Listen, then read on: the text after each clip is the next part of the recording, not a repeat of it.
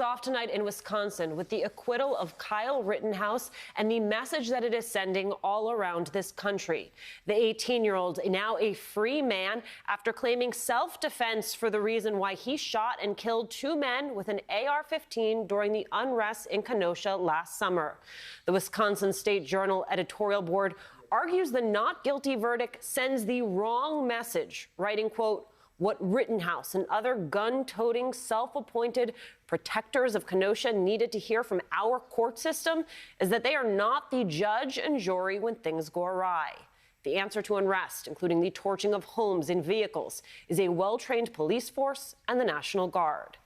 But that is not the message Rittenhouse supporters heard. In fact, some of them celebrated the verdict outside the courthouse, showing off a white power symbol. They were not alone. The Washington Post reports, quote, "Within seconds of the verdict, far-right forums were ablaze with celebratory messages and memes depicting Rittenhouse as a hero. In the Proud Boys public channel on Telegram, supporters mocked how upset the left would be once authorities released the gun used in the shootings, as is customary after an acquittal. Meantime, Americans, disappointed with the verdict, took to the streets protesting in Kenosha and other cities across the country overnight. The majority, nonviolent. However, police did declare a riot in Portland, Oregon. Joining us now to discuss the ripple effects of this verdict and what it means for law and order in America, MSNBC legal analyst Barbara McQuaid. She's a former U.S. attorney and co-host of the #Sisters-in-Law podcast, MSNBC terrorism analyst Malcolm Nance, and senior reporter for Insider Camila DeChalus. It is great to see you all. Malcolm, you were early to this conversation about militias. You were the first person I heard talking about this. How did yesterday's acquittal further empower those militias? Well, militias operate within a field where they consider themselves as politically acceptable vigilantes. And that's what we've been seeing over the last 2 years, certainly starting in Charlottesville back in 2018 and then moving on to the summer of George Floyd in 2020. And, I had said very early on that many of these militiamen and individual vigilantes would start seeing themselves as political enforcers as the environment would start to change based on Donald Trump's support for them. When the insurrection happened on January 6th, we thought they would be shamed out of this game.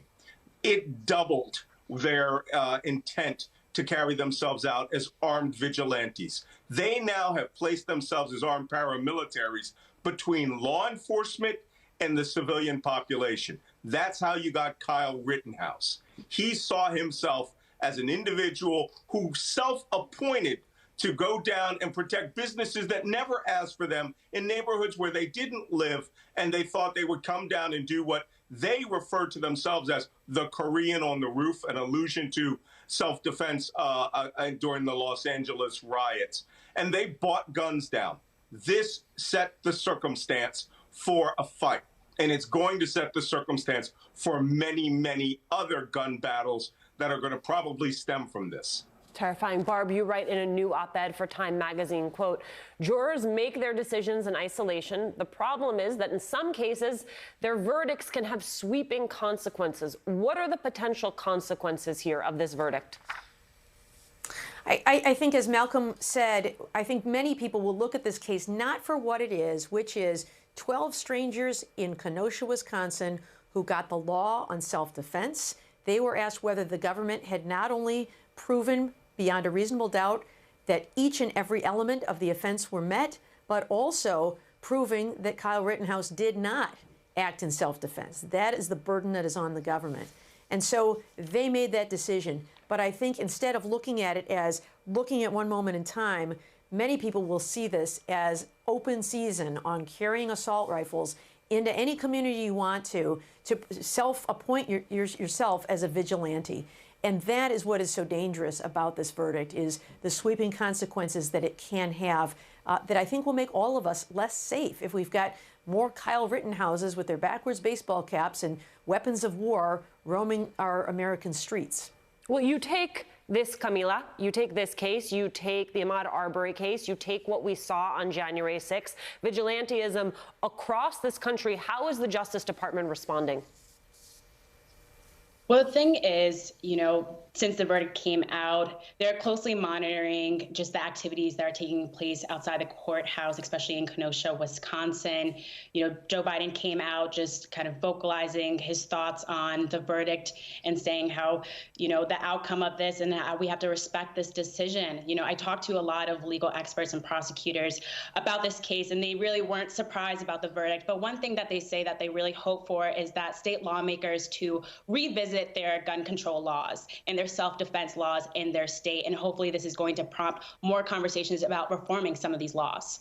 So, Malcolm, Camila just talked about our gun laws. This trial highlighted the rise of vigilantism, which we've been talking about, exposed our gun laws, outlined the flaws of self-defense arguments. Malcolm, talk to me about how all of these themes build on one another to create a more dangerous America. Well, full disclosure, first off, I'm a gun owner. I'm a competitive long-range shooter. I did tactical shooting, when I went through SWAT officer school. I owned AR-15 type weapons. You will never see them. They are locked in a safe. They are never brought out. They are never brandished. They are never paraded. They don't come out without me using a military-style checkout from my locker. They go to the range. I exercise them. They go back. What I just described to you is responsible gun ownership, right, along with the Second Amendment. What you see now is a completely different manifestation.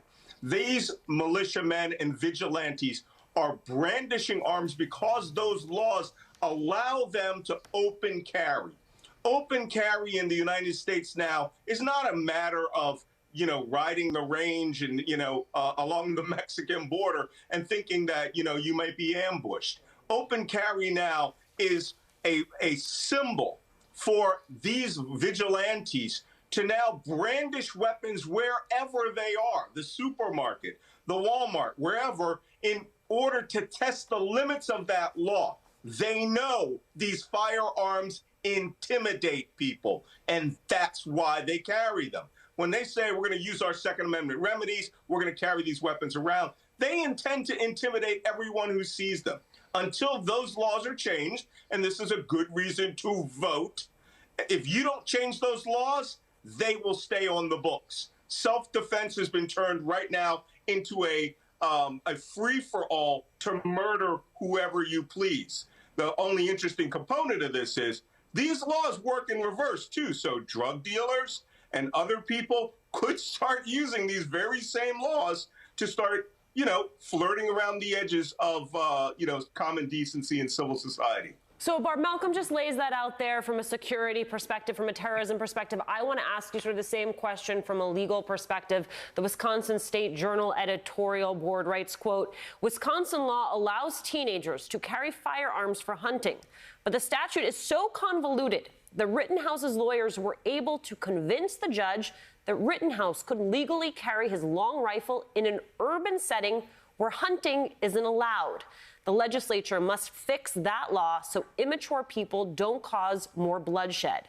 An untrained teenager with a semi-automatic weapon puts everyone, including police, at greater risk of conflict and harm.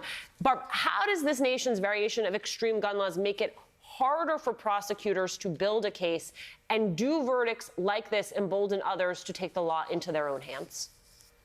Absolutely. From a national security perspective, having these kinds of weapons of war on the streets absolutely makes us less safe.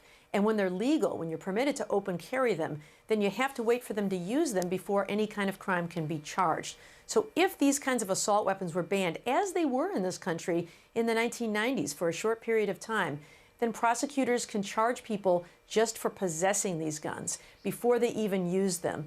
When I worked in the Justice Department, we referred to that phrase as left of boom, stopping a violent crime before it occurred. If you imagine a timeline where boom is the bad act, left of boom was a moment in time before they used their gun. And so when these weapons of war are illegal to possess, you can arrest and take down people left of boom before they use them and create a tragic consequence. And so I think our country's infatuation with guns is sending us on a very, very dangerous course. All of our constitutional rights are subject to reasonable restrictions, and that includes our rights to bear arms. Camila, this is a real basket of issues that we've talked about. We have talked about these militias. We have talked about self-defense. We have talked about gun laws in this country. When you are talking to security experts, when you are talking to people in the Justice Department, where do they see this acquittal? Where do they see it as moving our national discourse around these issues? I think, with a lot of people that are following this case and others similar, they're following very closely. It is raising alarm about just the involvement of carrying a firearm and bringing it to these protests. I think one of the interesting things watching this trial is to really note that jurors were not asked to make a decision on whether Rittenhouse was at fault for bringing a firearm into a very highly volatile situation. They were asked to determine if he had reasonable belief to use deadly force because he felt he was at risk of imminent death or great bodily harm. So when you have verdicts like these and you're following other cases like the Ahmaud Arbery case, they're watching very closely to see the outcome because there is going to be a lot of tension depending on the verdicts. And just given the racial justice protests that are happening, a lot of people were disheartened by this verdict. Some that weren't really following this really closely or just monitoring every day kind of just felt that, that this just really enforced this idea that there's two justice systems in this country. One for just Black Americans and people of color, and another for white Americans. So I think these developments like this verdict and other cases, they're monitoring very closely in the reaction to these verdicts like this. Well, Malcolm, speaking of that reaction, people said in advance of this, if he is acquitted, he will become a symbol. If he is, found guilty, he will become a martyr for this cause. It's not just the encrypted apps, right? It's not just the far right engaged in chatter. You have members of Congress who are saying, come down to Capitol Hill and have an internship. You have the right-wing propaganda machine already celebrating him. Malcolm, in addition to everything that is happening on the hush-hush, there is also all of this that's happening on the main stage.